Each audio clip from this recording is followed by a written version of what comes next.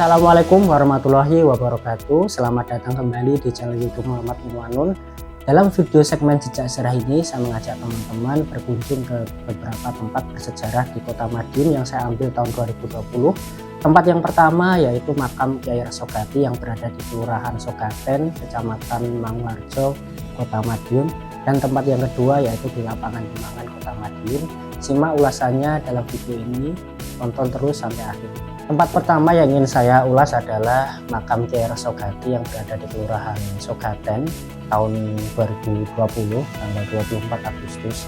Di situ saya bersama teman Faisal Hafidz mengunjungi makam yang diduga menjadi salah seorang tokoh penyebar Islam pertama di Madiun yang waktu itu masih dalam satu pemerintahan ya, yang sekarang terpisah menjadi kabupaten dan kota. Nama Sogaten sendiri itu diambil dari nama tokoh yang dimakamkan di situ. Walaupun ada dua makam, bisa tonton video saya sebelumnya ya, makam Kyai Resogati yang berada di Desa Sidomulyo, Kecamatan Sawahan, Kabupaten Madiun, dan yang kedua yang saya kunjungi dalam video tersebut. Jadi Kyai Resogati itu merupakan utusan dari Kerajaan Demak yang menyebarkan Islam di tanah Jawa. Untuk di wilayah Madiun ini atau yang dalam buku sejarah Kabupaten Madiun tahun 1980 itu diberi nama Purabaya. Nah, pemerintahan Purabaya itu sendiri dimulai ketika keturunan dari Demak, Raja ketiga Sultan Trenggono, memiliki 4 putra, yang mana putra bungsunya itu bernama Pangeran Timur yang kemudian bergelar Ki Ageng Panembahan Ronggojumengo yang menjadi bupati pertama Kabupaten Madiun yang berdiri pada tanggal 18 Juli tahun 1568 yang saat ini usianya berarti sudah 458 tahun. Pada awalnya Ronggojumengo memindahkan pusat pemerintahan dari Sogaten menuju ke wilayah Wonorejo. Wono berarti alas dan Rejo berarti makmur. Itu yang wilayahnya sekarang bernama Kuncen karena disitulah beliau dimakamkan ya. Jadi ada perbedaan antara buku sejarah Kabupaten Madiun tahun 1980 dengan arsip catatan Belanda Lucian Adam yang berjudul Geschiedenis van Residen Madiun atau Sejarah Madiun Raya. Dulu di sini pusat pemerintahan ya? Iya. Ada nggak bekas atau peninggalan yang ada sampai sekarang?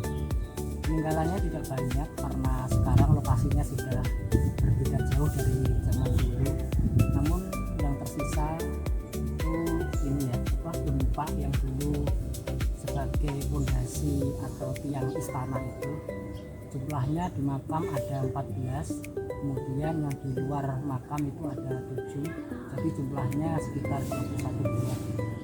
Purabaya itu atau Purbaya itu merupakan gelar yang disematkan kepada pemimpin di wilayah kekuasaan kerajaan Islam seperti Demak, Pajang ataupun Mataram.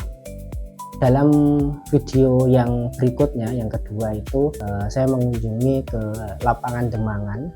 Di Lapangan Demangan itu dulunya merupakan pusat pemerintahan Kabupaten Madiun yang pertama. Dalam video sebelumnya itu saya menjelaskan pusat pemerintahannya itu dari Sogaten ke Kuncen, tetapi dalam catatan lainnya itu disebutkan bahwa pusat pemerintahan Madiun yang pertama itu ada di Kutomiring yang sekarang Lapangan Demangan. Ya, tempat ini menjadi akhir masa pemerintahan Ronggojumengo sebagai Bupati Purabaya tahun 1586.